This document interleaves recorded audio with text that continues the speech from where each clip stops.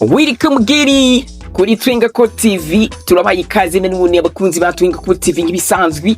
Reka twongere kuja kuraba amakuru y'abastar nk'ibisanzwe. Aha ni muri weekend show. Imwe muri party tuzoze turabaha muri weekend. Maze tugende kukomeza atujyoherwa na weekend. Ni kiganiro twahisemwo tugiye kurabaha buri munsi. Muri weekend burindi bikeze tugende turaba ibintu byagiye bivugwa cyane kubasani mbese muri weekend mbese mu ndwi yose biheze maze tugende tubisesangura guys. So guys, ubone yuko rero tubanda tugende ku makuru yatuzanye. Ubone yuko muri indwi umuririmbyi ariho Dramati yasohora indirimbo yiwe mbese aho yayisuye ku wa gatandatu. Ubone yuko ari indirimbo yitwa Ntagatima, indirimbo iri kwifatira abantu benshi, indirimbo ubone yuko yamaze kwifatira mu mitima y'Abanyarwanda n'Abanyarwanda bagende bavuga amajambo menshi mbese tumara no kubabwira yuko indirimbo Ntagatima yamaze kuba ifatije. Yasize hasi indirimbo ya Pompom, ayishyira hasi indirimbo ya Divoice, ayishyira hasi indirimbo ya Harmonize, ako hari ambise kuri Audiomack. Ubona yuko indirimbo ya Dramati ariyo iyoboye kuri chat yo mu Burundi. Guys, iri rero ni ikintu dukwiye gushimira abakunzi b'umuziki bo mu Burundi ako bamaze gutahura mbese no guha agaciro abanyamuziki babo. Ubona yuko basigaye bakunda ivy'iwacu mbese gusumba ivy'ahandi hose. Reka tuvuga ati bugiye guca kwicamamari nka Bruce Mel cyangwa guca ko icamamari cyakuze indirimbo Diamond Platnumz. Mbese ubona yuko arabahanzi batatu ariko boss Dramatic bayibashize hasi. Ubona yuko kari ibintu byiza cyane guys. Iyi ni weekend show nkuko tusanzwe tubikora buri munsi, nkuko tugenda tubaha amakuru agiye atandukanye. Menye yuko ari weekend show tugiye kuza turabacishiriza ko amakuru bagiye vugwa muri ndwi. Ubona yuko Dramati akomeje kwigarurira abantu. Ubona yuko amakuru ari kagenda avuga asakara yuko Dramati mbese ngo yubari karigana mbese yubari karigana muri rimwe bo hakujya hari ngo Chrisize ariko ngariko ngo bivanye ngo nuko nizo ndirimbo ngagira sora ngo duhereye ngo kuri Samburera ngo ubona yuko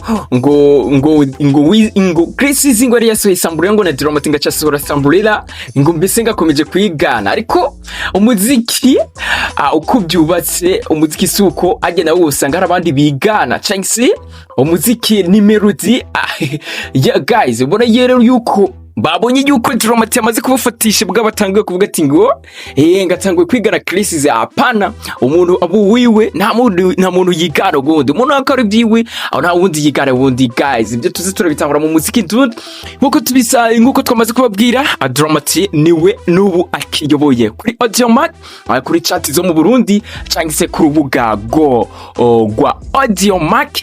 Indirimbo Ntagatima niyo ibashe kuyobora guys. Ariye tugena ara mu makuru ya muririmbyi Madiba the Classic nawe nyine yabashe gusohora indirimbo aho iyo ndirimbo yitwa Zoom Zoom. Iyo ndirimbo ikaba ubona yuko iri kirakundwa cyane ku bantu bo hanze y'igihugu, tuvuze nka Nigeria, tuvuze Kenya, tuvuze Tanzania, kubera yuko ino ndirimbo yayikoranye n'umuntu Tanzania ariwe Jaydan. Ubona yuko ari indirimbo nziza Jordan. Ubona yuko ari indirimbo nziza cyane yitwa Zoom Zoom, akaba ari indirimbo iri ku rubuga rwa Madiba the Classic. Ubona yuko iyo ndirimbo akimara kuyisohora guys, avuga yuko yahise aronka apele yo mu gihugu cya Tanzania kibanye, mbese ahamagawe ni radio bamurihira indege y'itike. Guys, agiye gukora interview kubwo kwiki gikorwa yakoze ciza mbese gikorana n'uwo mu Tanzania. Abivuga yuko uwo mustare Jordan ari umustare yahora muri Konde Gang nayo usanzwe uzikari Harmonize. Ora yuko bakoze indirimbo nziza aho abona yuko Madiba the Classic ariho ejo nyene yabasha kugaruka mu Burundi. Abona yuko yashikiye mbese no kwisamirizi ejo heza FM aho yanatangaje yuko ino ndirimbo mbese atari gwiwe ahubwo ari uwo musore, ariwe uwo musore ya mbese yarondiye Madiba the Classic musazwe mu muzikaba azicongereza cyese. Ni ndirimbo rero ubona yuko iri mu congereza mbese bashimira Imana kuba Imana ibarinda. Ubona ari indirimbo ishimira ivuga nyene ku ku buzima bw'ukuri Imana iturinda mbere no kuryoherwa mbese ukiriho utarava. So guys, rero mu bigende makuru agenda avugwa guys, n'umuririmbyi Satura Mubafri Satura Mubafri inyuma yeho aviriye hari muri mu mahiganwa ya Afrima Award. Ubona yuko akomeje kwizerwa n'abaririmbyi benshi, aho harimo cyane abaririmbyi bo mu gihugu cya Tanzania. Ubona yuko Satubi, ubona yuko umuririmbyi Mario yamaze kuba amufollowinga ku rubuga rw'igwa Facebook. Ukabona hariya Harmonize ku rubuga Twitter rwa Instagram. Ubona yuko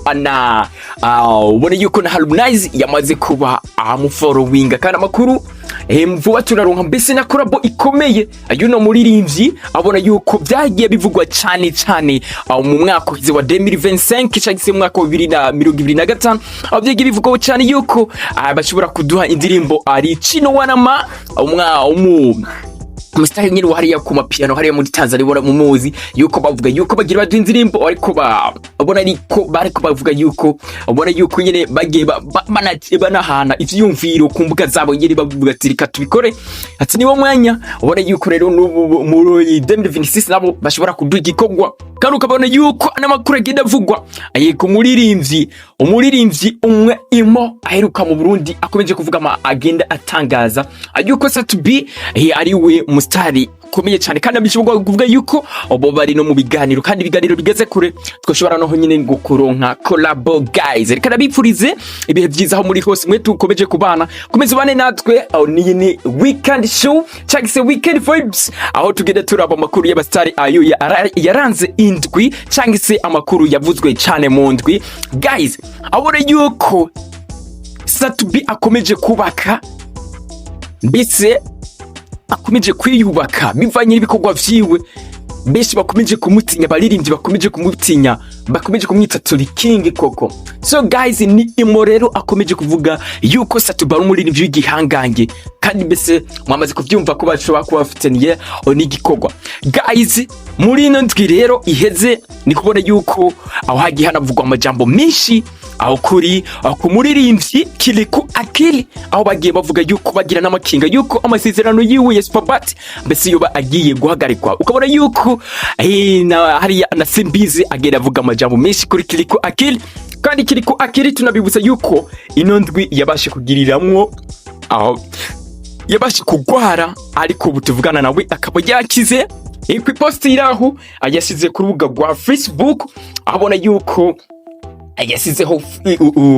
yasizeho post iya mbere, turakira ku ya mbere abona yayishira ko avuga yuko ngagiye kwa bibi wewe ngamwongire ambese ngiyindi hit ngo hanyuma rero abone gukora. So guys, reka tubashimire mwe mukomeza kubana natwe rubundi Komiji Mbi aka Mega Super Mr bivuga ugukomeje kubaha ikiganiro kigiye gitandukanye muri za vibe z'ibisazi nk'ibisanzwe. Komiji Mbi aka Mega Super Mr bivuga mbese na yandi meje mbese Kirikou umundwi heze niho ubona yuko yari yagwaye guys, mbese yahuye n'ibintu byinshi umundwi heze aho yavuzwe cyane gose ku mbuga zigiye zitandukanye guys. Ubona ku iposte iraho ari ku moto yagira ati nyokuru arantumye ko sinzi ivyo muriko murankora muri iyi minsi. Ni mu gihe Kirikou mbese aho byari bivugwa yuko yuba yara imodoka yiwe yagize accident, ibiki byo byose mwagiye mu vyumva. Mbese Kirikou akavugwa yuko ngo hari n'ahantu mu kabari mbese ngo yamufashe nabi biki. Ubona yuko ati nyokuru yarantumye ko sinzi ivyo muriko amurankora muri no miss. Mvayo ndamusavye iyindi ndirimbo inyongera ubundi muduka wo muri Superbat 2026. Ubona yuko Kirikou yari ku moto, ubona nyine yerekeza mu muvuduko wa gasaze. So iyi ni post rero yabashi gushirako mu gihe haramaze kumenyeshwa yuko Kirikou akili agwaye. Acinyongera gira yindi post ejo niho yagira yindi post avuga yuko nuko nyokuru arambwira ngo cyakemutse genda usubire ugendere mu modoka wahawe n'ibikorwa vyawe n'abakunzi abibikorwa vyawe aribo bafana, ariko ntiwibagire no kuza urasenga kuko ntiworohewe. Uko utera imbere niko mbona ugira abansi bakomeye. 25 z'ukwa gatandatu 2026 Saudi Arabia. Urabona yuko Kirikou akil afise n'igiteramo hariya muri Saudi Arabia. Ebora yuko Kirikou akil nawe nyene yabashi kuvuga cyane muri ino ndwi, mbese ahavuga amajambo menshi cyane aho nasimbizi, mbese bora yuko bagiye baterana amajambo menshi. Iyi ndi showbiz iriko iravugwa cyane gose, aho ni showbiz yavuzwe cyo abona rappel cyangwa se umuririmbyi Fabelove Dakashan Boy. Abona yuko ejo yatangaje amajambo yavugishije abantu benshi, avugisha imbuga nyinshi, mbese ubona yuko ari amajambo yatumye haboneka ko yuko ari beef cyangwa ugwanku hagati ya Mkombozi mbese na Fabelove Dakashan Boy. Aya niyo majambo yabashe gushikiriza ku rubuga rwiwe Fabelove, aho yavuze amajambo akomeye ejo ku rubuga, mbese n'abantu barikanga bavuga ati bibi nibiki, ati ibi bintu nibiki mw'abantu. Aho yagize amajambo ku rubuga rwiwe rwa Facebook, aho aheze umunsi ayavuze Mkombozi si incabwenge na gato nkuko abyibaza. Jewe sinokina politike y'ubwana yo kwegamira impande zose, byaramubujije amajwi. Ubona yuko iyi post guys yavugishije abantu